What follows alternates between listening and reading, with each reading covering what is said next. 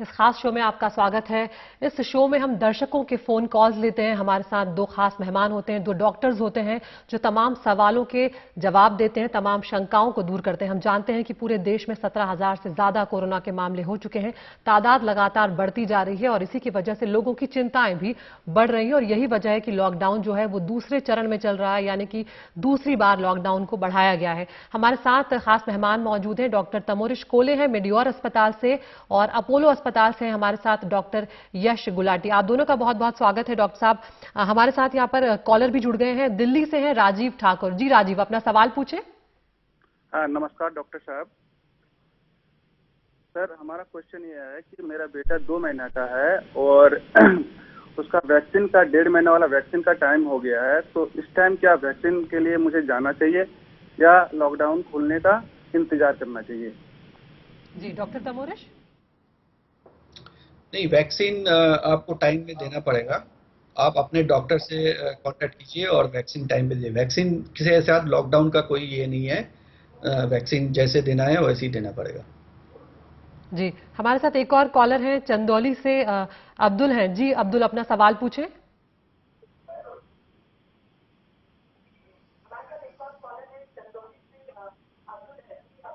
अब्दुल, सवाल पूछें आप। जी डॉक्टर साहब आदाब। सर, मेरा बेटा माज खान है, मैं अब्दुल कयूम खान बोल रहा हूँ। जी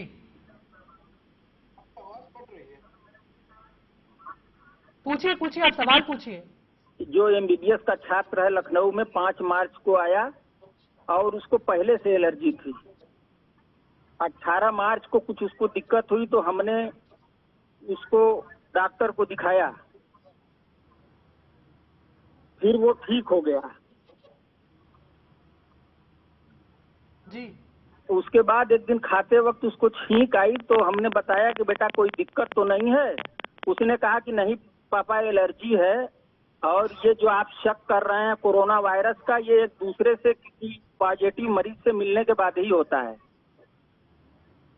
जी डॉक्टर यश, यहाँ पर इनकी चिंता है, ये चिंता में है सिर्फ क्योंकि बेटा लखनऊ से पहुंचा था इनके घर पर, वो बाहर से आया था, थोड़ी एलर्जी है उसको, तो इनको ये डर हो रहा है कहीं उनको कोरोना तो नहीं होगा। जिनको बाहर से कोई लक्षण नहीं है लेकिन वो भी पॉजिटिव हो सकते हैं और हो सकता है, लेकिन केवल एक बार छींक आ जाने से ऐसा नहीं है कि कोरोना हो गया।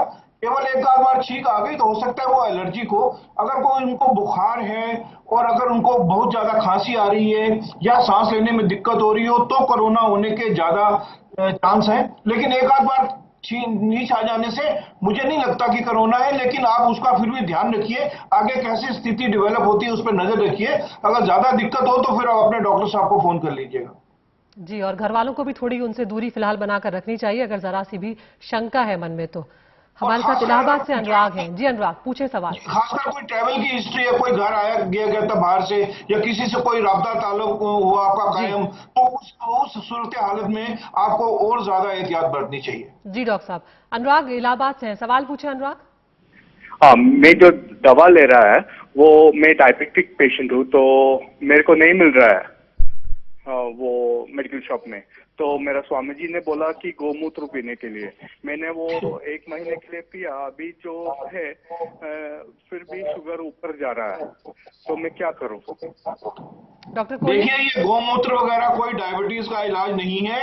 आप कृपया अपने डॉक्टर साहब को फोन करें, वो आपकी हेल्प करेंगे। वहां नहीं होता तो हॉस्पिटल में फोन करें, वहां आपकी मदद होगी। ये अनसाइंटिफिक तरीकों में आप नहीं जाएं क्योंकि इसमें आपको दिक्कत हो सकती है, आपकी डायबिटीज आउट ऑफ कंट्रोल जा सकती है, फिर आपको और ज्यादा मुसीबत आ जाएगी। कृपया आप ऐसा ना करें। जरूर अपने डॉक्टर साहब से कांटेक्ट करें और या हॉस्पिटल से कांटेक्ट करें। कहीं दवाई नहीं मिल रही तो हॉस्पिटल की फार्मेसी में आपको दवाई मिल जाएगी। इवन अगर आपको इतनी बड़ी मुसीबत आ रही है तो आप आसपास किसी पुलिस वाले से बोलेंगे, वो भी आपकी मदद कर देगा आपको कहीं फार्मेसी में ले जाने को। कृपया जो आप कर रहे हैं ऐसा मत करें। जी डॉक्टर तमोरिश, अगला सवाल आपके लिए है। नोएडा से मनोज है। जी मनोज, अपना सवाल पूछे। हेलो जी डॉक्टर साहब, ऐसा था कि मेरे फादर जो है वो अबाउट 84 ईयर्स के हैं और हार्ट पेशेंट हैं। तो वो एक्चुअली उत्तरांचल में स्थित हैं और हम लोग नोएडा में हैं। तो थोड़ा सा यही था कि आप थोड़ा सजेस्ट कर सकते हैं कि क्या क्या चीज़ों का आपको ख्याल रखना चाहिए, क्योंकि अभी हम लोग वहाँ पर लॉकडाउन की वजह से ट्रैवल भी नहीं कर पा रहे हैं, प्लस उनका बहुत ख्याल भी नहीं रख पा रहे हैं, तो आपका क्या रिकमेंडेशन रहेगा? जी डॉक्टर कोले। देखिए, उनका दो रिस्क फैक्टर अभी है। एक तो उनका एज एक रिस्क फैक्टर है, दूसरा उनका हार्ट डिजीज है। तो पहले जैसे अभी डॉक्टर साहब ने बताया कि उनका जो दवाई जो चल रहा है, जो डॉक्टर उनका जो पर्सनल डॉक्टर्स है जो प्रिस्क्राइब किया है उसको लेते रहिए। दूसरा, घर से बाहर ना निकले, सोशल डिस्टेंसिंग का स्ट्रिक्टली फॉलो करें क्योंकि 84 इयर्स एज हो गया है। और अगर कोई देखभाल करने वाला है तो उनके ख्याल रखें, उनको टाइम पे दवा दीजिए। और उनका अगर कोई सिम्टम है, कोई बुखार है, कोई खांसी जुकाम ब्रेथलेसनेस होता है, तो उनका जो लोकल डॉक्टर उधर है उनको कंसल्ट कीजिए। और हमारे साथ गाजियाबाद से ओम प्रकाश हैं। जी ओम प्रकाश, अपना सवाल पूछे। मैं ये पूछना ये मास्क है तो मैं क्या मुझे बताना चाहिए? डॉक्टर साहब, ये मास्क के लिए जानना चाह रहे हैं कि जो मास्क ये इस्तेमाल कर रहे हैं उसको कब तक इस्तेमाल कर सकते हैं, कब बदलना होगा इसको लेकर? डॉक्टर यश। ये जो मास्क है इनकी अभी तो सरकार ने भी जरूरी कर दिया, घर के बाहर अगर किसी काम के लिए भी अगर निकलते हैं तो मास्क जरूर पहनना है। कौन सा मास्क है? आम आदमी के लिए घर में बनी हुई मास्क काफी है, और आप उस मास्क को धो सकते हैं, दोबारा पहन सकते हैं अगर कपड़े की बनी हुई है, और अगर कोई सस्ती वाली है तो फेंक के नहीं पहन ले। तो लेकिन पहनना बहुत जरूरी है।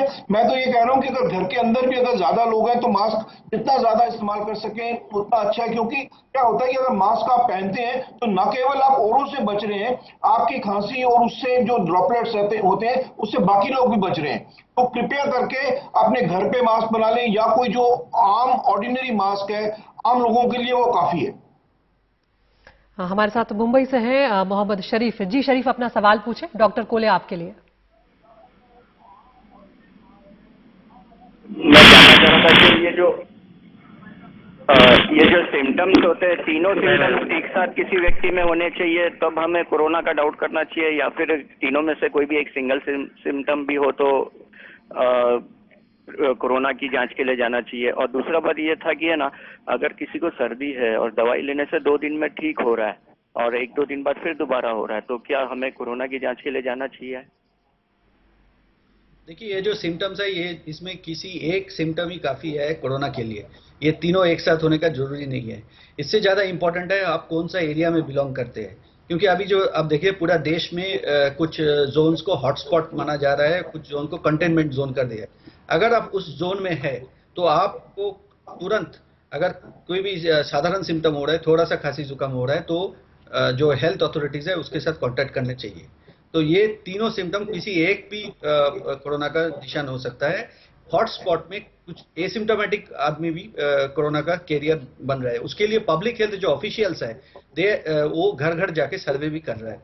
तो अगर कोई सर्वे के लिए आया आपके घर में, उसका मदद कीजिए, उसको पूरा इन्फॉर्मेशन दीजिए, और यही एक तरीका है कोरोना से बचने के लिए।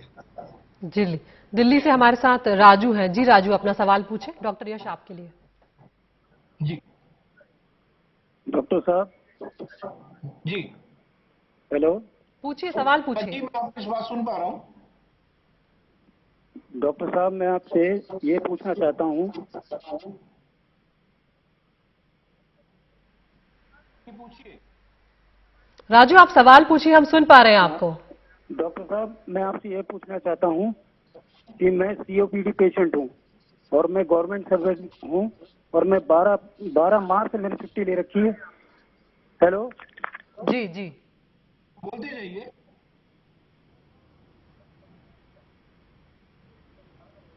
सर ये कहना चाहते हैं ये COD पेशेंट हैं, कॉफिंग इनको होती है, खांसी होती है, काफी लंबे वक्त से ये छुट्टी पर चल रहे हैं, इनको क्या करना चाहिए?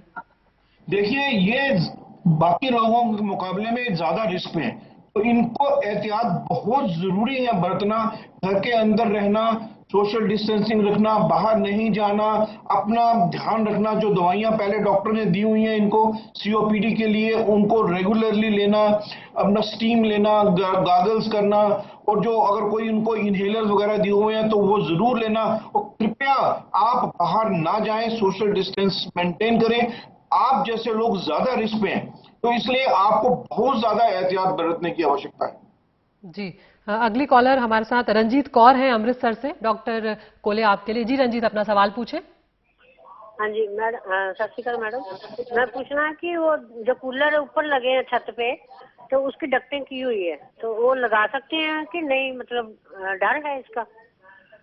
ये एसी और कूलर से रिलेटेड कई सवाल डॉक्टर साहब हमारे पास आ रहे हैं। डॉक्टर कोले, आप जवाब दें। देखिए, एसी और कूलर से डायरेक्टली कोई खतरा नहीं है हमारे पास। ये लेकिन एक चीज को ध्यान में रखना पड़ेगा, अगर कोई भी घर ऐसा है जिसमें विंडोज और वो जो नेचुरल वेंटिलेशन है वो कम है और किसी का खांसी जुकाम है, तो आप ये जरूर कीजिए कि दिन में कुछ घंटों के लिए, कुछ क्षण के लिए आपका जो दरवाजा और जो विंडोज है वो खोल के रखिए और नेचुरल वेंटिलेशन को अलाउ कीजिए।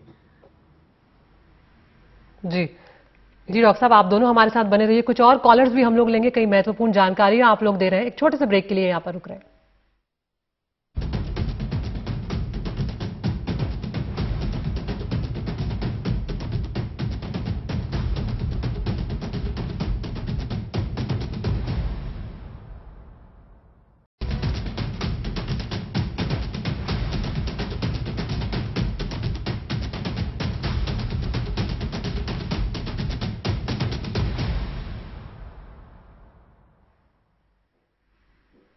इस खास शो में आपका ब्रेक के बाद स्वागत है। हमारे साथ डॉक्टर तमोरिश कोले मेडियोर अस्पताल के और डॉक्टर यश गुलाटी अपोलो अस्पताल के दोनों बने हुए हैं।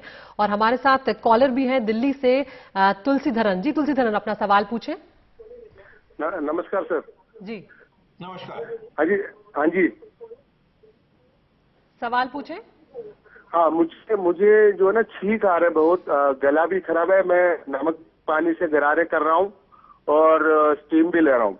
डॉक्टर से भी मैंने बात किया था, उन्होंने दवाई दिया था, खत्म हुआ है, लेकिन छींक आ रहे हैं मेरे को। सीजनली मुझे ये प्रॉब्लम आता है एक्चुअली, जो हर सीजन में डस्ट और ठंड मतलब हवा की वजह से। लेकिन अभी कोरोना का जो सीजन है इसलिए मुझे डर लग रहा है। ऐसा कोई दिक्कत तो नहीं है? डॉक्टर यश, देखिए, आपकी बात से मुझे लगता तो नहीं है कोई कोरोना जैसा, क्योंकि आपको सीजनल रहता भी है। आप अपना एक थर्मामीटर लेके बुखार नापते रहें सवेरे शाम। अगर बुखार नहीं है, कोई ज्यादा खांसी नहीं आ रही है, सांस लेने में कोई दिक्कत नहीं हो रही है, तो कोई मुझे घबराने वाली बात लगती नहीं। आप ठीक रास्ते पे चल रहे हैं, स्टीम ले रहे हैं, अपना गरारे कर रहे हैं, आप करते रहिए, दवाई अपनी लेते रहिए। अगर आपको बुखार हो जाता है या सांस लेने में कोई दिक्कत होती है या बहुत ज्यादा खांसी हो जाती है या कोई और दिक्कत होती है, तो कृपया करके आप अपने डॉक्टर साहब को फोन करके जरूर बात कर लीजिएगा। जी अगले कॉलर हमारे साथ अजमेर हैं, अजय हैं अजमेर से। जी अजय, अपना सवाल पूछें। नमस्कार, मैं अजय कौशल अजमेर से। मेरा ये प्रश्न है कि कुछ सरकारी स्कूल और कुछ केंद्रीय विद्यालयों को क्वारंटाइन सेंटर बनाया है जी। ऐसे में अगर मान लीजिए इमरजेंसी में स्टाफ को वहां बुलाया जाता है कि भाई सैलरी बना दो आप, क्योंकि रिकॉर्ड सारा वही है, तो उसको कोई खतरा है या नहीं जाना चाहिए उसको? डॉक्टर कोले, देखिए, क्वारंटाइन उस आदमी को किया जाता है जो सिम्टम बिल्कुल नहीं है, लेकिन एक ये प्रिवेंटिव मेजर्स है कि 14 दिन उनको ऑब्जर्व करना पड़ता है कि अगर कोई सिम्टम डेवलप है तो उसके लिए आगे ट्रीटमेंट सोचा जाता है। तो ऐसे कोई रिस्क नहीं है। दूसरा, अगर स्कूल को भी किया भी है तो उस जो एरिया में इन लोगों को रखा जाता है और जो एरिया में बाकी काम होता है वो उसके एक डिवीजन होता है, एक दूरी बनाना पड़ता है। तो नॉर्मल क्लरिकल वर्क और एडमिनिस्ट्रेटिव वर्क और क्वारंटाइन जो काम है, ये अगर डिस्टेंस में है तो इसमें कोई खतरा नहीं है। जी शहनाज है नोएडा से। जी शहनाज, सवाल पूछें। जी डॉक्टर साहब, मुझे ये पूछना है कि जैसे दूध का पैकेट आता है तो उसे हम सैनिटाइज कर लेते हैं, और सब्जी वब्जी कैसे धो करके खाएं, और ये फल फ्रूट जैसे तरबूज खरबूज है, क्या कटा हुआ मंगा सकते हैं बाहर से? डॉक्टर यश, देखिए, ऐसा है कि कटी हुई चीज तो वैसे भी बाहर से लाना अच्छी बात नहीं है, खासकर आजकल। और बाहर से आप उसको क्लीन कर लेते हैं, उसको पानी में डाल दीजिए या पोटेशियम परमैंगनेट में डाल के रख दीजिए। कटी हुई चीज तो मत ही लाएं तो बेहतर है। तो घर पे देखिए, वो एक अंग्रेजी में सेइंग है कि पील इट, फ्राई इट और लीव इट। तो आजकल तो वो बिल्कुल ही सच है कि या तो कोई चीज पील करके खाएं या फ्राई करके खाएं तो सेफ है। तो बाहर से कटी चीज कृपया ना खाएं। जी दूध के पैकेट को लेकर भी वो पूछ रही है सवाल डॉक्टर साहब, वो भी बता दीजिए। हाँ, उसको थोड़ा आप क्लीन कर लो और उसको जैसे अगर जो कार्टन है उसको काट के ध्यान से बाहर से, तो अंदर का कंटेंट तो ठीक है ही है। तो देखिए, कॉमन सेंस इस्तेमाल करने की बहुत ज्यादा आवश्यकता है। पैरानॉइड होने की जरूरत नहीं है, घबराने की जरूरत नहीं है। थोड़ा अपना दिमाग यूज कर लें, उसको क्लीन कर लें और उसको अंदर का कंटेंट तो ठीक ही है, तो घबराने की जरूरत नहीं है। बस थोड़ा कॉमन सेंस यूज करके आप उसको अपना काम करें। बिल्कुल, यहाँ पर हम अपने दर्शकों को ये भी कहना चाहेंगे कि तमाम डॉक्टर्स जो हैं वो रोज यही कह रहे हैं कि जो भी एहतियात है जो हमें साधारण तौर पर भी बरतनी चाहिए, उसका हमें ध्यान रखना है। अगर हम बाहर से आ रहे हैं तो सबसे पहले हम अपने कपड़े बदल लें, अपने हाथ वाथ साफ कर लें अच्छी तरीके से। अगर हम कोई सामान लेकर आ रहे हैं तो उसको सैनिटाइज कर लें, जो सब्जियां हैं उनको ठीक से धो लें, फलों को ठीक से धो लें, और अगर दूध के पैकेट जैसे हैं तो वो तो साबुन से अच्छी तरह से धुल सकते हैं, उसमें कोई दिक्कत नहीं है। हमारे साथ रायपुर से शिरीष है। जी शिरीष, अपना सवाल पूछे। नमस्कार जी, मेरा सवाल ये था कि अगर किसी को कोरोना पॉजिटिव हुए है और उसे जानकारी नहीं है, सामान्य फ्लू की दवाइयां खाने से क्या वो निगेटिव हो सकता है? डॉक्टर कोले। देखिए, कोरोना का ट्रीटमेंट जो है वो बहुत तरह का ट्रीटमेंट अभी चल रहा है। कोई भी एक ट्रीटमेंट अभी रिकमेंडेड नहीं है।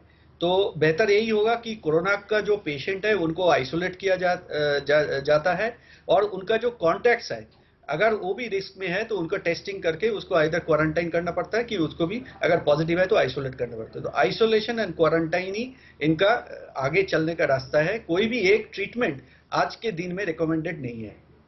जी डॉक्टर यश, यहाँ पर एक सवाल मैं भी आपसे पूछना चाहूंगी, क्योंकि अभी दिल्ली में हाल ही में कई ऐसे मामले सामने आए हैं जिनपे कोई भी लक्षण नहीं पाए गए, लेकिन वो जब जांच हुई तो वो कोरोना पॉजिटिव निकले हैं। ऐसे में जब आम लोग जो हैं उनमें कहीं ना कहीं एक डर है कि अगर हम कुछ सामान लेने भी जा रहे हैं आसपास, और अगर उस किसी सरफेस एरिया में अगर वो है तो वो क्या कर सकते हैं उस वक्त में, क्योंकि अब लोगों को घरों से बाहर निकलने में भी डर लग रहा है जब दिल्ली में इस तरह के मामले सामने आए हैं।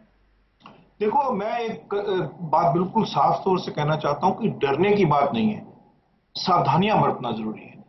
आप जो काम करना जरूरी है वो जरूरी है, आप सावधानी बरतेंगे, आप बाहर जाएंगे मास्क पहन के जाएंगे। अगर आपने राशन लेने जाना है, आप वहां दुकान पे खड़े होंगे, एक डिस्टेंस बना के रखेंगे, ज्यादा चीजों को टच मत करिए। जो अपने घर का थैला ले जाइए, उसमें सामान ले आइए। तो ये सब आपको, कोई खांसी जुकाम किसी को हो रहा है उससे दूर रहिए, आपको भी हो रहा है तो अपने आप को बचा के रखें, औरों को बचा के रखें। लेकिन मैं बार बार यही कह रहा हूं कि पैरानॉइड होने की जरूरत नहीं है, हाँ केयरफुल होने की जरूरत है। आप अपने को भी बचाएं, औरों को भी बचाएं, घबराएं नहीं, घबराने वाली स्थिति नहीं है। सावधानियां बरतने की जरूर जरूर जरूर आवश्यकता है। जी डॉक्टर साहब, डॉक्टर कोहली, डॉक्टर यश, आप दोनों का बहुत बहुत शुक्रिया, आप हमसे जुड़े, आपने अपना वक्त निकाला, और उम्मीद करते हैं कि हमारे दर्शकों ने जो सवाल पूछे होंगे वो दूसरे दर्शकों जो लोग सुन रहे होंगे उनके भी काम आएंगे, और आप लोग लगातार एहतियात जो है वो बरतेंगे और अपने आसपास के लोगों को कोरोना होने से बचाएंगे। फिलहाल इस बुलेटिन में बहुत बहुत शुक्रिया, और मैं ईश्वर से प्रार्थना करता हूँ कि सब लोग सेफ रहेंगे। जी डॉक्टर साहब, शुक्रिया।